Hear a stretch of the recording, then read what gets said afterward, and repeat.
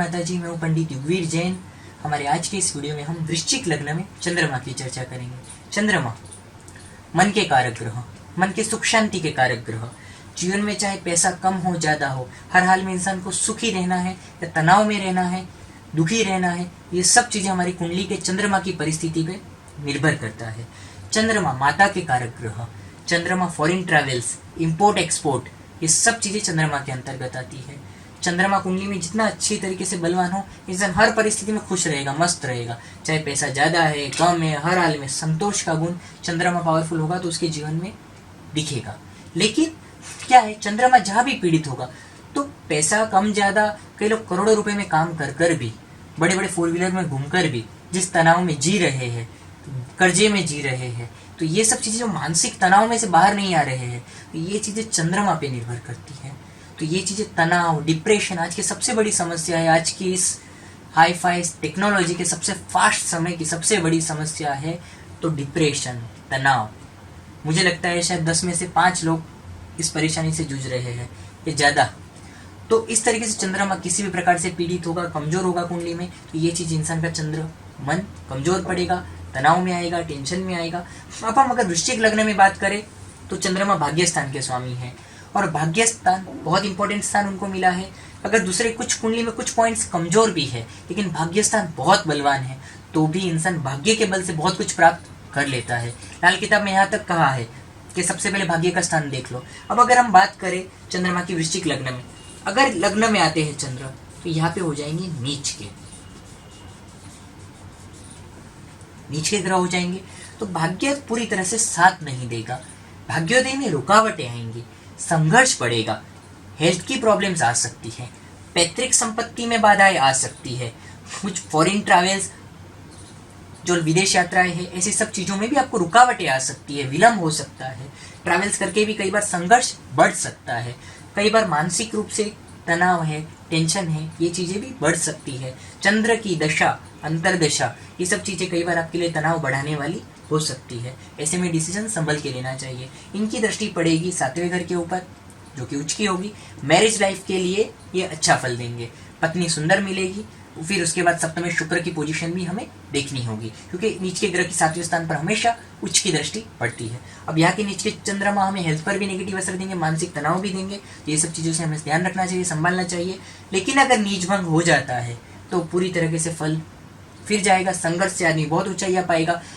ऐसा ही सेम नीच भंग वृश्चिक लग्न में ही यही चंद्रमा नीच का और साथ में मंगल बैठकर नीच भंग राजयोग हो रहा है नरेंद्र मोदी जी के लिए। हमारे माननीय प्रधानमंत्री श्री नरेंद्र मोदी जी की कुंडली में ऐसी पोजीशन बैठी है। तो जिस तरीके से उनका जो कैरियर ग्राफ है गुजरात से लेके, हमेशा उनके बचपन से लेके, जैसे न्यूज़ चैनल्स में उनके जो बचपन के किस्से सुनाई जाते हैं, मगरमच्छ को पकड़ना है, ये करना है, मतलब हर उनके डिसीजन में साहस, डेयरिंग, लोगों के विरुद्ध जाना, इतने विरोधी के बावजूद भी हिम्मत ना हारना, ये सब उनको साहस और ये ऊंचाइयाँ, आज इतने सारे विरोधी होते हुए भी जिस ऊंचाई पर उनको जो पावर मिलता है नीच भंग राजयोग का पावर है। लेकिन शुरुआती जिंदगी उनकी 50 साल तक की जिंदगी की हम बात करें तो उन्होंने वो खुद, जैसे कि एक उदार व्यक्तित्व के सामने खुद कहते हैं निखालसता के साथ कि मैंने भिक्षा टन करके जीवन यापन किया है। तो वो चीज़ जो है, मतलब संघर्ष, उन्होंने संघर्ष बहुत देखा, परिवार छोड़ दिया, तो ये सब चीज़ें ये नीच भंग के कारण, नीच का असर भी मिला, लेकिन नीच भंग के बाद जो राजयोग मिला वो शायद जो चांदी के चम्मच लेके पैदा हुए उनको, जो राजनेताओं के घर में कई सारे राजनेता है जिनके घर में उनके जो बच्चों को जो पोजीशन नहीं मिल सकी, वो पोजीशन नरेंद्र मोदी को मिली क्योंकि नीच भंग राजयोग। इसलिए मैं कहता हूँ, खाली नीच का ग्रह किसी ने बता दिया, मैं अपनी छोटी सी पुरानी हाथ से बनी कुंडली किसी भी ब्राह्मण को, किसी को भी दिखा दी और उन्होंने ऊपर से देख लिया कि भाई नीच भंग है, ये सब उन्होंने नहीं देखा, तो आप गाइड के बजाय मिस गाइड हो जाएंगे और आप टेंशन में आ जाएंगे। तो कई बार ऐसी चीज़ें भी होती है, नीच भंग राजयोग, ये सब हमें देखना होता है। लेकिन अगर नीच भंग नहीं हुआ है, नौमाइश में नहीं सुधरे हैं, तो यहाँ का नीच का ग्रह नेगेटिव रिजल्ट देगा। दशा अंतरदशा में, गोचर में हमारे लिए कुछ चिंता की बढ़ोतरियां कराने वाले जरूर होंगे। अब हम बात करते हैं चंद्रमा के दूसरे भाव में। ये इनके मित्र का स्थान है, गुरु का स्थान है, भाग्येशों के धन भाव में आए। इंसान के जीवन में भाग्य से बहुत पैसा कमाएगा, बैंक बैलेंस बहुत अच्छा होगा, फैमिली का, कुटुंब का सुख बहुत अच्छा मिलेगा, वाणी सौम्य होगी। ऐसे इंसान सिंगिंग वगैरह भी अच्छी कर सकता है अपनी अच्छी वाणी के कारण, या सौम्य वाणी होगी, अच्छी वाणी होगी, लोगों का भला करने वाला होगा, अच्छी सोच वाला होगा, चेहरा बहुत सुंदर होगा, ऐसे लोगों का फेस बहुत सुंदर होगा, फैमिली का सपोर्ट अच्छा, बैंक बैलेंस अच्छा, घर में सोना चांदी की वृद्धि होगी। चंद्रमा की दशाएं भाग्योदय कराएगी। चंद्रमा की दशाओं में आर्थिक उन्नतियां देखेंगे। चंद्रमा की दशाओं में बढ़ती होगी, प्रमोशंस होंगे, पैसे में वृद्धि होगी। अगर ये बलवान है, इनकी युवा अवस्था है, कुमारावस्था है, इनकी अवस्था हमें देखनी होगी, इनके पावर देखना होगा। उस तरीके से अगर शुभ दृष्टि है तो इनका पावर बढ़ता जाएगा, और अगर पाप प्रभाव में तो पावर घटेगा। हमें वो चीजें भी देखनी होगी, लेकिन यहाँ के चंद्रमा हमारे जीवन में बहुत ही वरदान साबित होंगे। अब अगर हम बात करें चंद्र की तीसरे भाव में, ये शनि का घर आ गया, भाग्यशो के तीसरे भाव में आए और शनि के घर में आए। यहाँ के चंद्रमा बहुत ज्यादा मदद नहीं कर पाएंगे, शत्रु क्षेत्रीय हो गए, लेकिन हार्डवर्क से भाग्योदय होगा, छोटी छोटी यात्राओं से भाग्योदय होगा। ज्यादा मेहनत करनी होगी, ज्यादा दौड़भाग करनी होगी, ज्यादा ट्रैवलिंग करनी होगी। अभी आए छोटी छोटी ट्रैवलिंग करते रहे, मतलब हार्डवर्क से हमें ये उन्नतियां यहाँ पे जरूर मिलेगी। और भाग्य स्थान पे इनकी दृष्टि हार्डवर्क से उन्नति करने में हमें और ज्यादा मददगार साबित होगी। खुद के घर को देख रहे हैं, भाग्य स्थान को मजबूत बना रहे हैं, जीवन में घूमने फिरने की, विदेश जाने की यात्रा, विदेश घूमने फिरने जाने का सपना है तो वो भी ये चंद्र पूरा करने में सक्षम होंगे। इस तरह से यहाँ के चंद्रमा हमें छोटे भाई बहन से भी लाभ दिलवाएंगे, लेकिन छोटे मोटे मतभेद भी साथ में हमारे जीवन में रहेंगे। जनरली यहाँ के चंद्रमा हमारे लिए अच्छे फलकारी सिद्ध होंगे, लेकिन हार्डवर्क से, क्योंकि शत्रु क्षेत्रीय, इसलिए पूर्णतया वो पॉजिटिव रिजल्ट देने में उनको रुकावटों के साथ वो दे पाते हैं। अब हम बात करें चंद्र की चौथे भाव में, यहाँ पे भी वापिस वो शत्रु क्षेत्रीय हो गए, लेकिन चतुर्थ भाव चंद्रमा का कारक स्थान माना जाता है। यहाँ पे बहुत अच्छा रिजल्ट देते हैं। एक तो ये बात आ गई, दूसरा विरोधाभास अब आया कि शत्रु क्षेत्रीय है, तो यहाँ पे हमें अच्छे रिजल्ट तो बहुत मिलेंगे। खुद का मकान का योग होगा, वाहन का योग होगा, माता का सुख बहुत अच्छा मिलेगा, लेकिन कुछ संघर्ष भी जीवन में, हमारे जीवन में रहेगा। ऐसे लोग चौथे घर के चंद्रमा वाले संतुष्ट लोग होते हैं, मेहनत करते हैं, संतोषी जीव होते हैं, इनके मन में किसी के लिए पाप नहीं होता, निष्कपटी लोग होते हैं, मन में पाप नहीं होगा। ऐसा ये चौथे घर के चंद्रमा आपको निखालस और बहुत ही अच्छा व्यक्तित्व देगा। चौथे घर के चंद्रमा आपको सुखी बनाएंगे।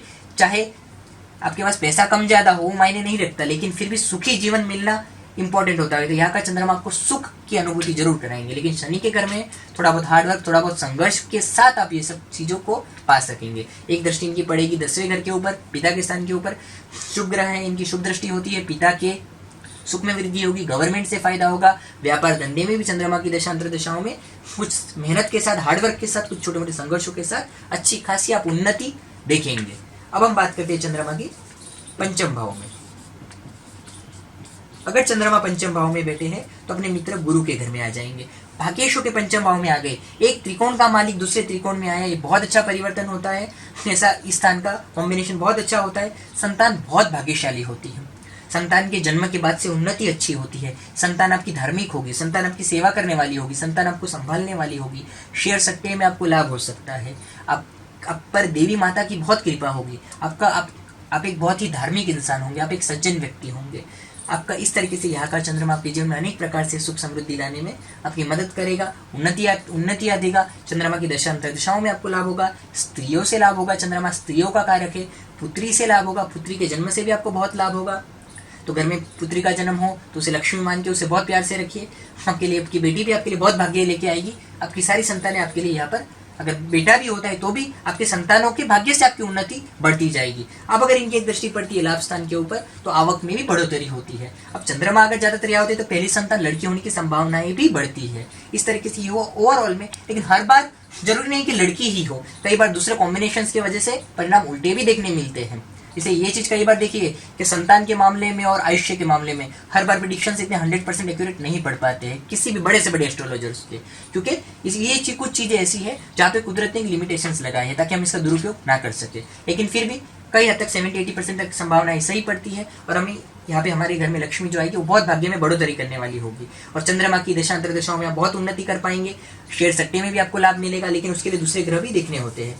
अब हम बात करें चंद्रमा की छठे भाव में, तो यहाँ पर भाग्य के स्वामियों के खड्डे में आ गए। ये खड्डे का स्थान है, त्रिक स्थान है। तो खड्डे में आने के कारण क्या होगा, संघर्ष से भाग्योदय होगा। इतना फ्लो में स्मूथली नहीं होगा जितना हमारे त्रिकोण के स्थानों में देखा, जैसे कि धन भाव में देखा या पांचवें भाव में देखा। इतना स्मूथ नहीं होगा यहाँ पे भाग्योदय। यहाँ पे संघर्ष से भाग्योदय होगा, हार्डवर्क से भाग्योदय होगा। और यहाँ पे उसमें भी अगर चंद्रमा ज्यादा कमजोर रहे तो हमारे छोटे मोटे, हमें सर्दी जुकाम की तकलीफ है, ऐसी छोटे मोटे हेल्थ इश्यूज भी आ सकते हैं। लेकिन बलवान है तो वो चीज बहुत ज्यादा नहीं दिखेगी। ये हुई चंद्रमा की बात। संघर्ष से, हार्डवर्क से भाग्योदय में वृद्धि। 12वें घर में दृष्टि है तो यात्राओं से, घूमने फिरने में आपका खर्च की बढ़ोतरी होगी और आपकी ट्रैवलिंग हो पाएगी। अब हम बात करते हैं चंद्रमा की 7वें घर में। अगर चंद्र यहाँ पे आते हैं तो उचके हो जाते हैं। इसके कारण क्या होगा, चंद्रमा यहाँ पे बहुत ही सुंदर पत्नी देंगे, बहुत ही भाग्यशाली पत्नी देंगे, शादी होने के बाद भाग्योदय होगा, भागीदारियों से लाभ होगा, अब जाहिर जीवन में एक सफल व्यक्ति होंगे, यानी समाज में पब्लिक अपीयरेंस में आपकी लोकप्रियता बढ़ेगी। इस तरीके से 7वें घर का उच्च का चंद्रमा आपके जीवन में बढ़ोतरी देने वाला होगा, बिजनेस में बढ़ोतरी देगा। दशम से दशम स्थान है, इसको भी बिजनेस का स्थान कहा जाता है, इस तरीके से बिजनेस में भी बढ़ोतरी देते हैं। यहाँ के चंद्रमा आपके लिए ओवरऑल में आपके लिए बहुत फायदा कारक साबित होंगे। इनके एक व्यापार के लिए आपकी यात्राएं बढ़ सकती है और उन यात्राओं से आपका फायदा भी बढ़ेगा। इनकी एक दृष्टि लग्न भाव पे पड़ेगी जो कि नीच की होगी। कुछ स्वास्थ्य पर इनका नकारात्मक असर देखने को मिलेगा, जो आप अनुभव में आएगा। जो भी लोगों की ऐसी कुंडली है जो देख रहे हैं तो उनको अपना थोड़ा बहुत स्वास्थ्य का ध्यान रखना चाहिए। बाकी ओवरऑल में चंद्रमा की दशा अंतर्दशा भी आपके लिए सफलता, उन्नति, भाग्योदय, विदेश यात्रा जैसे अनेक फायदे, पैतृक संपत्ति से लाभ जैसे अनेक फायदे यहाँ पे देने वाले होंगे। अब हम बात करते हैं चंद्र के 8वें घर में। यह हो जाएगा बुध का घर। यहाँ पे चंद्रमा शत्रु क्षेत्र होने के कारण पूर्णता प्राप्त नहीं कर पाएंगे और भाग्यशो के 8वें घर में गए, भाग्य पूरी तरह साथ नहीं देगा। आप बार बार मेहनत कहीं करेंगे लेकिन उसके हिसाब से जो रिजल्ट मिलना चाहिए वो कई बार नहीं मिल पाएगा। आपको लगेगा जितने आप हार्डवर्क कर रहे हैं, जितना मेहनत कर रहे हैं, उसके अनुरूप जो रिटर्न्स मिलने चाहिए वो शायद नहीं मिल पा रहे हैं। जिस उम्र में आपको जहाँ तक होना चाहिए आप वहाँ तक नहीं पहुँच पा रहे हैं। आपकी मेहनत में कोई कमी नहीं है लेकिन फिर भी आप वहाँ तक नहीं पहुँचे। ये कुछ दिक्कतें कुछ यहाँ के चंद्रमा के कारण होगी, लेकिन दूसरे ग्रह बहुत बलवान है तो ये चीज़ कम हो जाएगी, लेकिन फिर भी कुछ असर तो इनका दिखेगा। और दूसरी इंपॉर्टेंट चीज़ ये है यहाँ पर कि चंद्रमा तनाव देगा। 8वें घर का चंद्रमा तनाव के मामले में बहुत खराब होता है, तनाव देता है, डिप्रेशन देता है। अगर इसमें भी अगर ज़्यादा और पाप प्रभाव में आ गए तो ऐसे लोगों को कई बार ज़्यादा टेंशन में मरने के विचार तक आते हैं, जो कि बहुत गलत है। आपको ऐसा सोचना भी नहीं चाहिए क्योंकि खराब समय एक पार्ट ऑफ टाइम के लिए आता है। मैंने ऐसे कई लोगों को देखा है जो सुसाइड करना चाहते थे, लेकिन मेरे संपर्क में आए 2-2 साल 3-3 साल हो गए और वो लोग आज कुछ उपाय जब तब अपनी मेहनत से अपनी श्रद्धा से उपाय करके आज वो लोग बहुत बेहतर स्थिति में और वो पीरियड निकल चुका है। तो ऐसा पीरियड सबके लाइफ में आता है, चाहे वो बड़े बड़े सेलिब्रिटीज क्यों ना हो। यहाँ पे हम सब जानते हैं बड़े बड़े राजनेता हो, बड़े बड़े सेलिब्रिटी हो, सबके जीवन में उतार चढ़ाव आया है, लेकिन उसका सोल्यूशन मौत नहीं होती है। हमें मनुष्य जीवन बहुत ही दुर्लभ होता है, बहुत ही भाग्य से मिलता है। यहाँ का चंद्रमा अगर ज़्यादा पाप प्रभाव में तो ऐसे कभी विचार आए, ऐसी दशाओं में संघर्ष हो तो धीरज के साथ उनके उपाय करने चाहिए। धीरे धीरे परिस्थितियों में सुधार होगा। इनकी एक दृष्टि पड़ेगी कुटुंब भाव के ऊपर। कुछ हद तक हमें यहाँ पे कुटुंब से सहयोग मिलेगा, आर्थिक मदद भी मिलेगी कुटुंब से। इस तरीके से हमें यहाँ की दृष्टि कुछ मददगार साबित होगी। और ये हुई कुछ तनाव की बात, भाग्य में कुछ संघर्ष से लाभ की बात। अब ये हुई अष्टम स्थान के चंद्र की बात। अब हम बात करते हैं 9वें भाव के चंद्रमा की। यहाँ पे चंद्र हो जाएंगे स्वग्रही। स्वग्रही होने के कारण भाग्य बहुत अच्छा होगा।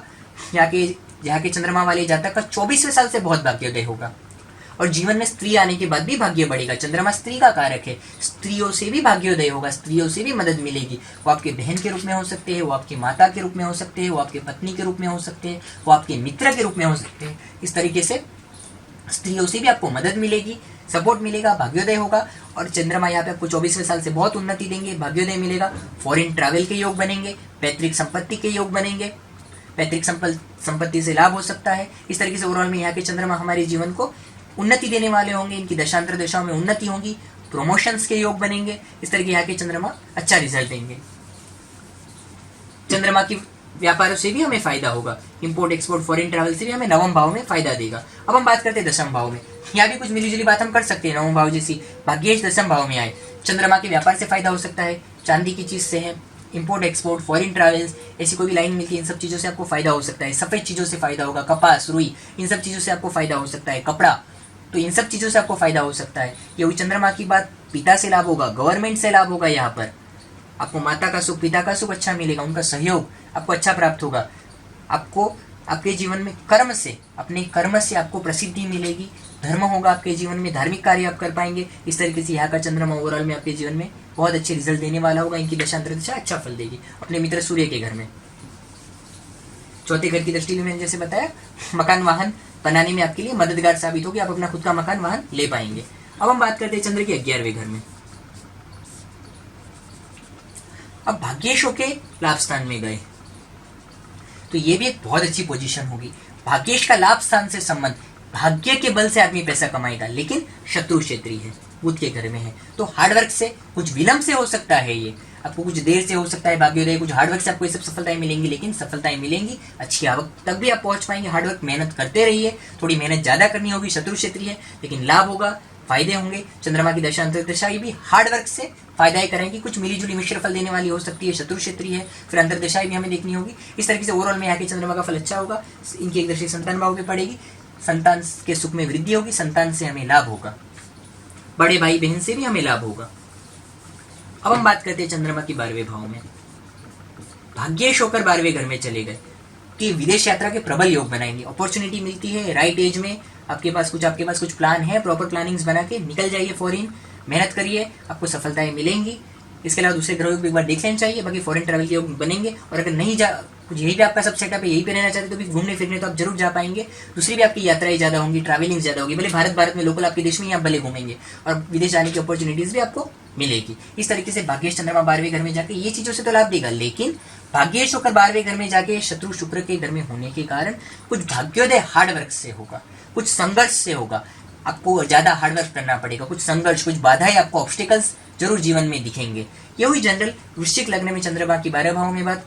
अगले हमारे वीडियोज में हम अगले ग्रहों की चर्चा करेंगे। हमारे कार्यालय से कुंडली दिखाने के लिए हमारे पास फोन पर अपॉइंटमेंट बुक कर सकते हैं, फीस ट्रांसफर करके। इस तरीके से आप अपनी कुंडली दिखा सकते हैं। फीस ट्रांसफर के बाद 2 से 3 दिन बाद बात हो जाती है, क्योंकि रोज किसी न किसी अपॉइंटमेंट्स पुरानी लिस्ट रहती है, तो स्टेप बाय स्टेप एक नंबर हम लगा के बात करते रह जाते हैं। इस तरीके से ये हुई हमारे 12 भावों में चर्चा। नमस्कार।